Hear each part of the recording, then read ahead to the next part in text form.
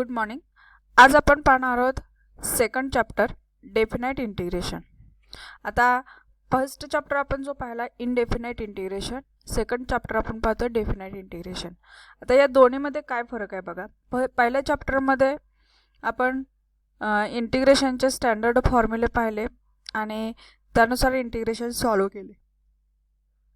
इथेही तसंच आहे, सेम तेच फॉर्म्युले यूज करायचे आहेत, तसंच इंटिग्रेशन सॉल्व करायचे आहेत, तेच रूल्स यूज करायचे आहेत, सेम सगळं आहे तसंच. फक्त ह्या इंटिग्रेशनला लिमिट असणार आहे. लिमिट असणार आहे म्हणजेच जे तुमची आन्सर येतील त्याला ते एक व्हॅल्यू असणार आहे, परफेक्ट व्हॅल्यू असणार आहे, डेफिनाइट तीच व्हॅल्यू असणार आहे.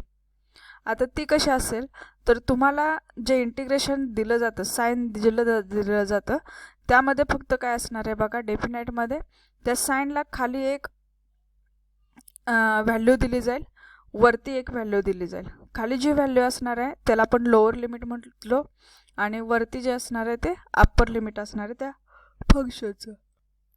आता बघा, समजा एफ ऑफ एक्स ह्या स्मॉल एफ ऑफ एक्सचे इंटिग्रेशन जर कॅपिटल एफ ऑफ एक्स असेल, फॉर एक्झाम्पल इंटिग्रेशन ऑफ काय म्हणूया बरं, integration of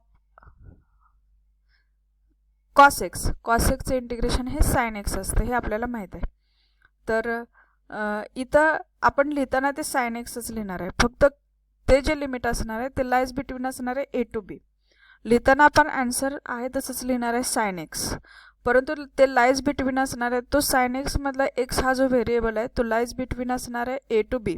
x is equal to a, x is equal to b.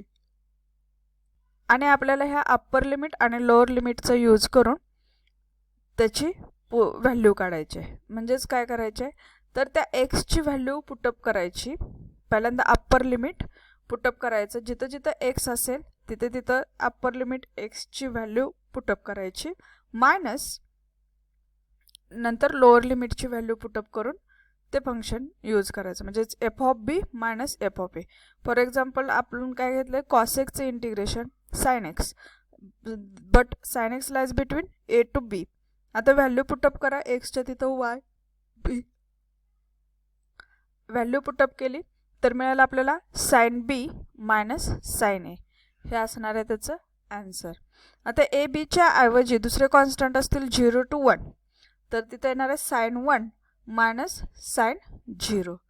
आता साइन 0ची व्हॅल्यू 0, साइन 1ची व्हॅल्यू π/2. म्हणजे साइन 90 काय असतं, साइन 1ची व्हॅल्यू आपण कॅल्सीवर काढू शकतो आणि साइन 0ची व्हॅल्यू 0 असणार आहे. हे असणार आहे तुमचं आन्सर, म्हणजे साइन 1 येणार आहे. आता इथं तेच लिहिलेलं आहे बघा. The difference in the values of integral for two assigned values of independent variable x, say a and b, is called the definite integral of f of x between the limit x is equal to a and x is equal to b. Thus, if f of x is continuous function of variable x ranging between a and b, that is the x lies between a to b, and d by derivative of capital F of x is equal to small f of x, then definite integral of f of x lies between the limits x is equal to a and x is equal to b is defined as. म्हणजेच integration of f of x dx a to b from a to b is याचं f of x integration असणार आहे capital F of x. ते पहिल्यांदा integration लिहायचं, bracket complete करायचा आणि खाली त्याचं लोअर लिमिट लिहायचं, वरती त्याचं अप्पर लिमिट लिहायचं. आणि त्यानंतर आपण अप्पर लिमिट आणि लोअर लिमिटची व्हॅल्यू पुटअप करायची आणि त्या फंक्शनची वजाबाकी घ्यायची. पहिल्यांदा अप्पर लिमिट पुटअप करायचं, एक्स इज इक्वल टू आलेल्या आन्सरमध्ये x is equal to upper limit put up करा, minus x is equal to lower limit put up करा आणि ते तुमचा आन्सर असणार आहे f of b minus f of a. Where x is equal to a, जे खालचं लिमिट आहे त्याला म्हणणार आहे लोअर लिमिट, आणि एक्स इज इक्वल टू बी, जे वरती लिमिट असणार आहे त्याला upper limit. The integral is called definite integral. आता ह्या इंटिग्रलला डेफिनाइट का म्हणतो, कारण की आपण इथं डायरेक्ट त्या इंटिग्रेशनची डेफिनेट व्हॅल्यू काढतो. पहिला आपण जो चॅप्टर पाहिलेला तिथं व्हॅल्यू आपल्याला निघत नव्हती, डेफिनेट तीच असणार आहे, म्हणून आपण तिथं कॉन्स्टंट ऑफ इंटिग्रेशन ॲड करत होतो.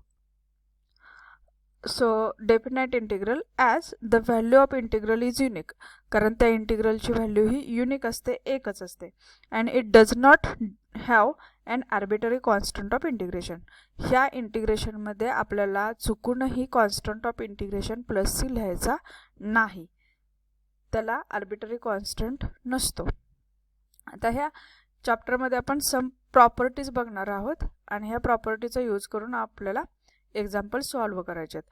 पहिल्या चॅप्टरमध्ये जशी एक्झाम्पल केले तशीच प्लस ॲडिशनल इथं प्रॉपर्टीज पाहिजेत. फर्स्ट प्रॉपर्टी बघा, integration a to b f of x d x is equal to integration a to b f of t d t. आता दोन्ही इंटिग्रेशन आहेत, दोन्ही इकडं एल एच एसला आर एच एसला, पण इंटिग्रेशनचे जर लिमिट अप्पर लिमिट आणि लोअर लिमिट सेम असतील, फक्त व्हेरिएबल जर चेंज असेल तर येणारी व्हॅल्यू ही सेमच असणार आहे. कारण आपण तर पहिलं आहे ते एक्समध्ये आहे, आन्सर एक्समध्ये येईल, आन्सर एक्समध्ये येईल आणि दुसरा आन्सर टीमध्ये येणार आहे. सो परंतु आपण नंतर व्हॅल्यू पुटअप केल्यानंतर ती f of b minus f of a, इथंही f of b minus f of h येणार आहे. बघा प्रूफ काय त्याचं. लेट समजा एफ ऑफ एक्सचं इंटिग्रेशन हे कॅपिटल एफ ऑफ एक्स आहे, मग परत त्याचं इंटिग्रेशन घेतलं तर आपल्याला इथं मिळणार आहे f of x, x is equal to a to x is equal to b. Value put up केली, f of b minus f of a येणार आहे. ह्याला equation 1. Also consider small f of टीचं इंटिग्रेशन असेल कॅपिटल एफ ऑफ टी, तर त्याला जर upper limit आणि लोअर लिमिट असेल तर आपण लिहिणार f of t bracket complete x is equal to lower limit x is equal to upper limit, आणि व्हॅल्यू पुटअप केल्यावर लिहिणार आहे f of b minus f of A.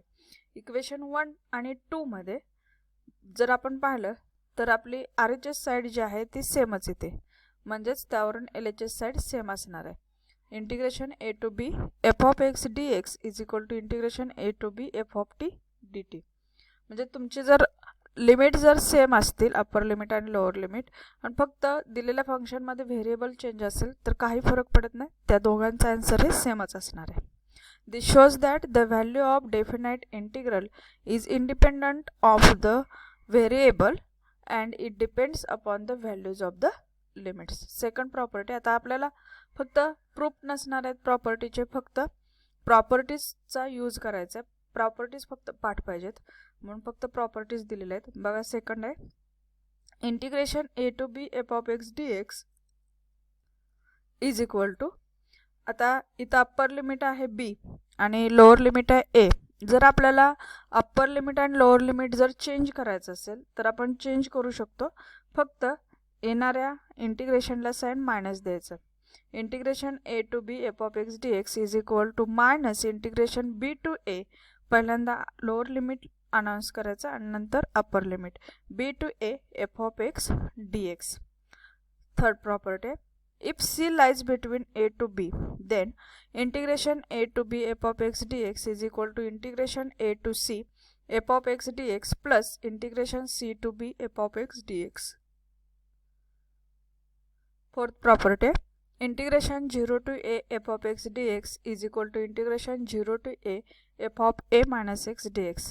f of x चं integration जे असेल तेच f of a minus x चं, म्हणजे एक्सच्या जागी a minus x जरी पुटअप केलं तरी तेच असणार आहे जर तुमचं लिमिट 0 to a असेल तर. Next property, integration a to b f of x dx is equal to integration a to b f of a plus b minus x dx. जर एफ ऑफ एक्स त्या एक्समध्ये एक्सच्या ऐवजी जर a plus b minus x असं जरी लिहिलं तरी त्याचं इंटिग्रेशन सेमच असणार आहे एफ ऑफ एक्स सारखंच. लिमिट त्यांचं ए टू बी असेल तर f of x is equal to काय असणार, f of a plus b minus x. Next property, integration 0 to 2a f of x d x is equal to 2a असेल तर तुम्ही त्याची फोड ए करून असं लिहू शकता. Integration 0 to a f of x dx plus integration 0 to a f of 2a minus x d x. ह्या प्रॉपर्टीज तुम्ही व्यवस्थित लक्षात ठेवायच्यात, पाठ करायच्यात. आणि लास्टची प्रॉपर्टी बघा, integration minus a to plus a f of x d x. ही आपण लिहू शकतो integration 0 to a capital F of x plus f of capital F of x plus f of minus x d x. आता यामध्ये F of x आणि F of minus x किंवा F of x हे function जर even असेल तर त्याचा answer काय असते बघा. जर एफ ऑफ एक्स इव्हन असेल तर एफ ऑफ मायनस एक्स काय असतो इव्हनमध्ये, प्लस एफ ऑफ एक्स असतो. इथं ह्या स्टेपमध्ये तुम्ही एफ ऑफ एक्स लिहिणार, f of x plus f of x 2 times f of x. त्यामुळे त्याचा आन्सर असणार आहे 2 times 0 to a f of x d x. आणि जर एफ ऑफ एक्स हे जर ऑड फंक्शन असेल तर एफ ऑफ मायनस एक्सची व्हॅल्यू काय असते, मायनस एफ ऑफ एक्स. ती जर ह्या स्टेपमध्ये पुटअप केली तर f of x minus f of x he value 0 येणार आहे, त्यामुळे आन्सर 0 असणार आहे बघा. जर integration minus a to plus ए असेल तर तुम्ही 0 टू ए लिहू शकता. जर फंक्शन तुमचं ऑड असेल तर तिथं आन्सर 0च येणार आहे. आणि जर फंक्शन इव्हन असेल तर 2 times 0 to a f of x d x लिहायचं. 7 प्रॉपर्टीज आहेत, व्यवस्थित लक्षात ठेवा, पाठ करा. आता डेफिनेट इंटिग्रेशनचे रूल्स पाहणार आहोत. जसे आपण इंटिग्रेशन इनडेफिनाईटचे पाहिले तसेच दोन फंक्शनचे ॲडिशन किंवा सबस्ट्रॅक्शन असेल तर सेपरेट इंटिग्रेशन घ्या आणि त्याचे ॲडिशन सबस्ट्रॅक्शन. इथं फक्त काय ॲडिशनल पार्ट आहे त्याला अप्पर लिमिट आणि लोअर लिमिट असणार आहे. आणि सेकंड, जर एखाद्या फंक्शनला कॉन्स्टंटने मल्टिप्लाय केलं असेल आणि त्याचं इंटिग्रेशन घ्यायचं असेल तर कॉन्स्टंट बाहेर घ्यायचा आणि मग राहिलेल्या फंक्शनचं इंटिग्रेशन घ्यायचं. एक्झाम्पल्स पाहणार आहोत. फर्स्ट एक्झाम्पल आहे बघा, evaluate integration 0 to infinity e raise to minus x d x. जशी तुम्ही इनडेफिनाईट इंटिग्रेशनमध्ये पहिल्या चॅप्टरमध्ये एक्झाम्पल सोडवले तशीच सॉल्व करायचे आहेत. ॲडिशनल पार्ट आहे अप्पर लिमिट आणि लोअर लिमिट इंटिग्रेशनला असणे. आता ई रेस टू मायनस एक्सचं इंटिग्रेशन तुम्हाला माहीत आहे काय, e raise to minus x आणि डिवायडेड बाय काय असणार आहे, डेरिव्हेटिव्ह ऑफ मायनस एक्स.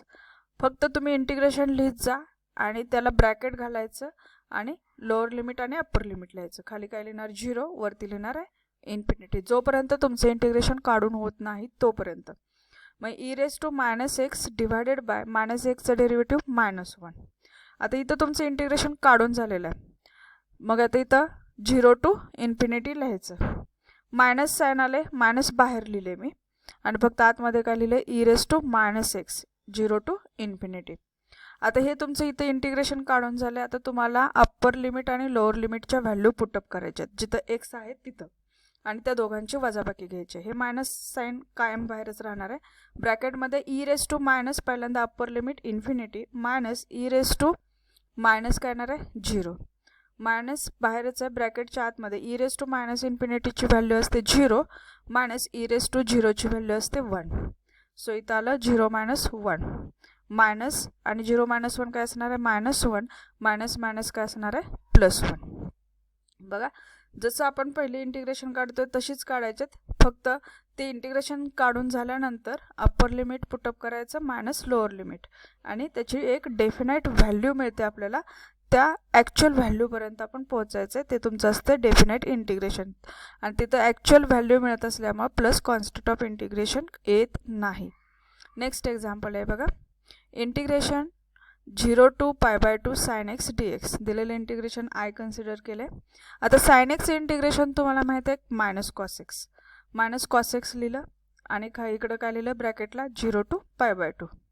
आता व्हॅल्यू पुटअप करायची upper limit minus lower limit. Minus sine आहे, कॉस एक्सच्या जागी अप्पर लिमिट पुटअप करा, काय येते π/2 आहे मायनस हे मायनस साइन आहे तसंच कॉस आणि लोअर लिमिट काय असणार आहे 0 कॉस 0. आता minus cos π/2 minus minus plus cos 0. Cos 90 काय असतोय 0 आणि कॉस 0ची व्हॅल्यू काय असते 1. सो 0 + 1 = 1.